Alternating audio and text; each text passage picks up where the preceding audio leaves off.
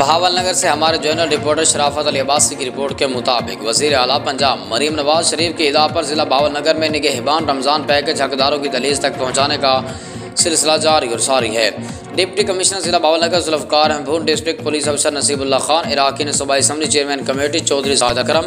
चौधरी काशिफ पंसोता, चौधरी गुलाम मुर्तज़ा ने बहावल नगर में निगहबान रमज़ान पैकेज के तहत फूड हैम्पर्स की तकसीम का जायज़ा लिया और अपनी निगरानी में तकसीम करवाई गई। इस मौके पर डिप्टी कमिश्नर ज़िला बहावल नगर जुल्फ़कार अहमद का कहना था कि वज़ीर आला पंजाब के निगहबान रमज़ान पैकेज के तहत ज़िला भर में